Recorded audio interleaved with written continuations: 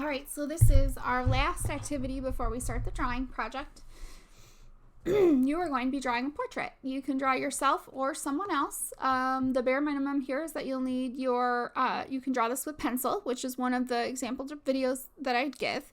The other option is to use whatever you want to complete this. It has to be in your process journal, but you could use colored pencils. You could even add, could do like illustrative style and add like watercolor. You could do charcoal. You could do pastels, alcohol markers, brush tip markers. So there's lots of stuff you could do here with that.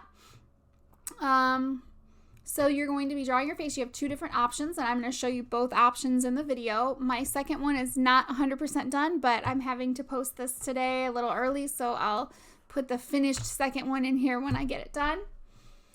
And with drawing your face, this is the first option, is you could, or drawing a face, is you could use the photo of the person. So it'd have to be head on of that person or of you. And then that's how you lay out the face. The other option is a tracing method, which I will go over later in the video. Here are some examples on, I actually, these slides are all coming straight from my art and design because this is just kind of a refresher for you. So again, with the other activities, those were also coming from my art and design. So I just pasted in some tips here in case you have never gotten too much experience in drawing your face. Here's some more tips and tricks, and these are just going to be here for you for your reference as you need them. More on how to draw each of these. It's all about shapes. The face really is all about shape. And then I have some different hair hacks here on what you could make your hair look like. And hair is really about layering. So layering using the eraser and darker and lighter values. I've got braids here and textured hair. And here we go. Here is our previous student examples. So these are students from my last art and design class. You can see they used pencil. I think all of them used pencil for theirs. Yep. But you don't have to just use pencil. You could do whatever you want. That was part of their assignment, and I wanted to give you some examples of what this should look like in your sketchbook. So you've got a week to do this. Once you finish, you can reflect and talk about how you think the proportions turned out. The composition, is it interesting, is it expressive, and your overall experience, what would you change? So for example, with mine, I already know my second one, I would have definitely centered it differently, but you have to tell yourself these are just journal assignments. So it's not a finished assignment. Don't be hard on yourself. I love doing self-portraits, and I have a lot of self-portraits in my journals, my old sketchbooks that I've had, and I could just probably go through a sketchbook and pick one that I like and turn it into a bigger piece. And that's what a sketchbook is for. It's not for final pieces. It's just for the stuff that could be something someday. So think of this that way. And don't be too hard on yourself. So we're going to jump over, and I'm going to walk you through two different ways of doing this assignment. So let's go. All right, so we're going to get started here the first way, which is using that face chart that I showed you in the presentation.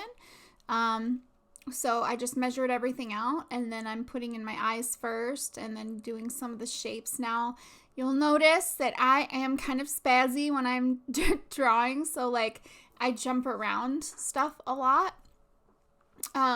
So that's why. So as you see, I've got the facial features in. I've used the shapes and overall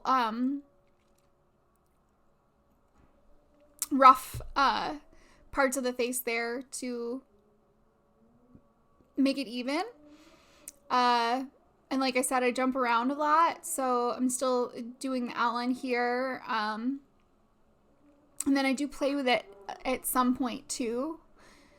And I have to shift my face over because I realized that I drew it incorrectly at the top.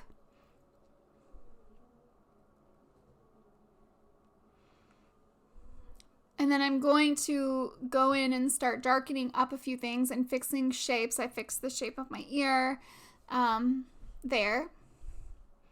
So I had to fix that. And then I finally started going through, darkening things up a bit, adding my darker dark. So that top lip was pretty dark. I wanted to make sure I got that value in there. And a lot of it now is just adding in value and figuring out where the darkest values go and where the lighter ones should go so that we can get our highlights in our... So this is where you see I jump around a bit. I get sick of one spot, so then I go, the hair. The hair is really tedious. So I'll start on a part of the hair and then I'll be like, no, I don't want to do this right now. And then I'll come back to it. And then I worked on the nose for a little bit. So that's just how I work. Whether it's right or wrong, that's how I do it. That's the great thing about art, is there's not one way to get there. It's just your way, and using the skills that you pick up along the way. That's how you do it. So this drawing, I know this is not a perfect drawing. It has its flaws. I know what I would do differently. I do a pretty good job of using the face guide grid thing, but I actually think I get more accurate when I'm doing like contour drawing with my face than I do when I try to do it too realistic with only using the face chart. But I've added in some darker values there. I'm going to darken up the hair a little bit, some of the ear area, because I know that side of my face that I'm starting to darken up already, that's the darker side. And then I add in a little bit lighter version of my hair, except for where it flips up there. I was doing this while I had parent-teacher conferences, so if you see me stopping at any point, that's why. Darkening up more of the left side, got sick of it, so I went to the hair. Got that whole braid done. I used the braid chart. Well, I know how to do it by now, but the braid chart that I like is where you divide the braid into 3 parts, and then you slide from one side to the other. All right, and then I think I start shading next here. See, nope, I do the braid first. Okay.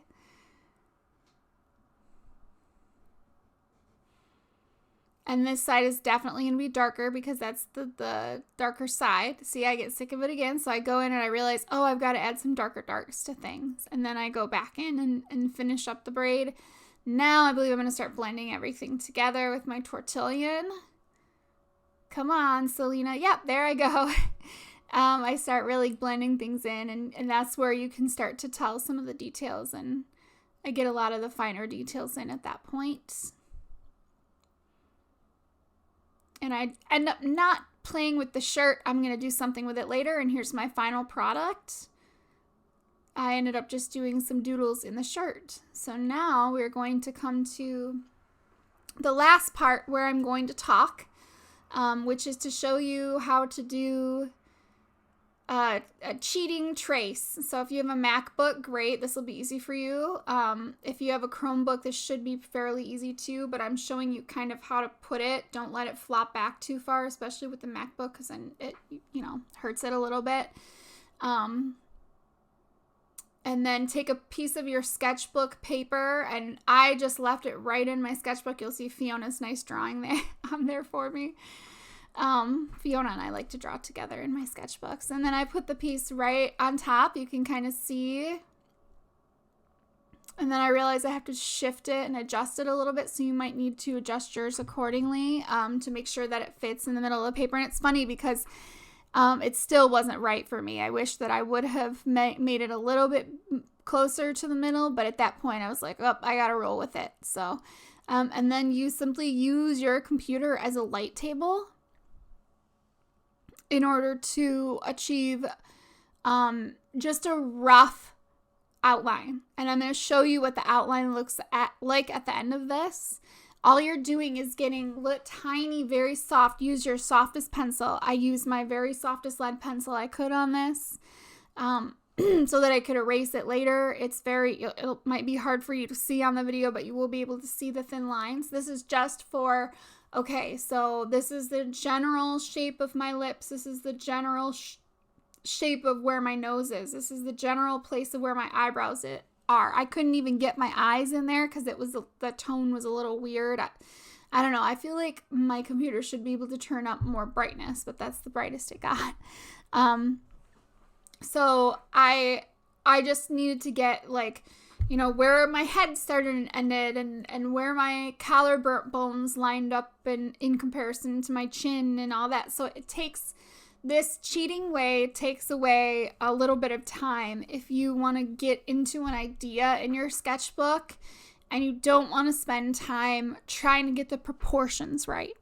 So this is absolutely okay to do in your sketchbook. When artists do big pieces, photorealistic pieces, they also use grids, which are very helpful, and they're also the other cheat way.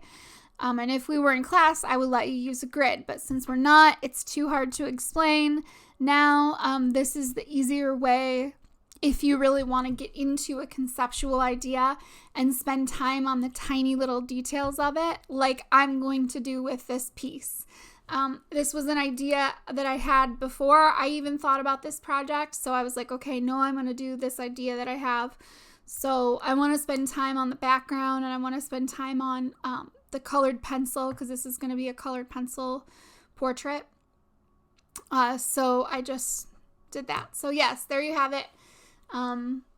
That is how to, and you can't really even see it. See, I'm going to end up showing you here what it looks like. So that is the overall finished piece. So this is the last one part of it, which is just showing me on my 2 Zoom calls with my art and design students, drawing for them and finishing it. So I'm going to leave you now with some music for this so you can just see me draw through it and have fun with this.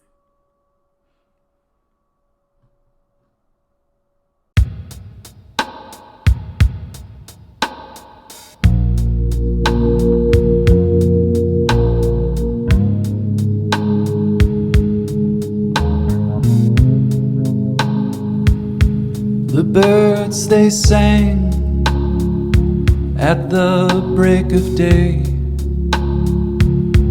Start again, I heard them say. Don't dwell on what has passed away, or what is yet to be.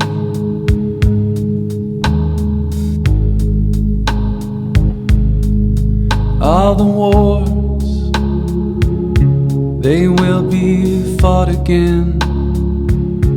The holy dove, she will be caught again.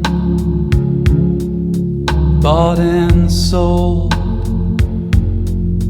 and bought again. The dove is never free.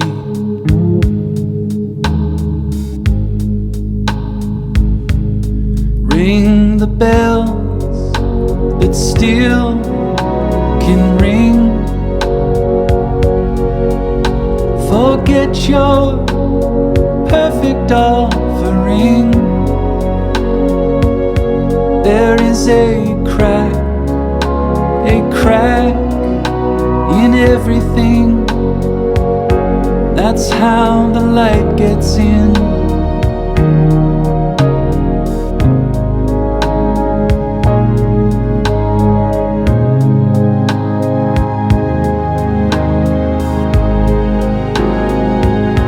We asked for signs, and the signs were sent. The birth betrayed, the marriage spent. Yeah, the widowhood of every government. Signs for all to see.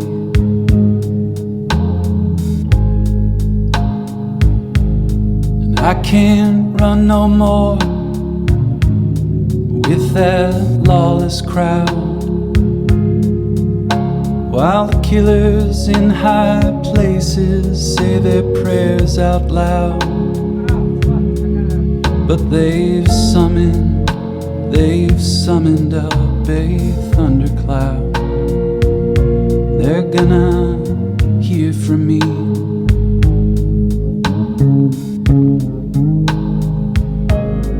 Ring the bells that still can ring. Forget your perfect offering. There is a crack in everything. That's how the light gets in.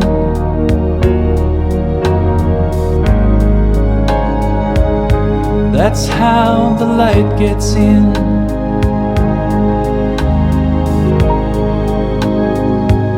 You can add up the parts, but you won't have the sum.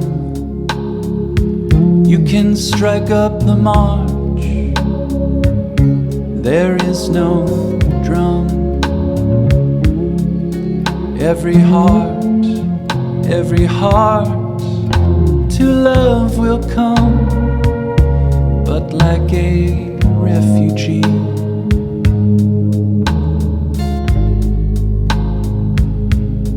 Ring the bells that still can ring. Forget your perfect offering. There is a crack in everything. That's how the light gets in.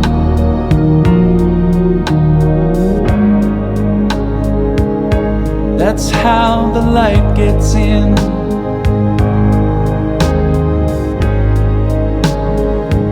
That's how the light gets in.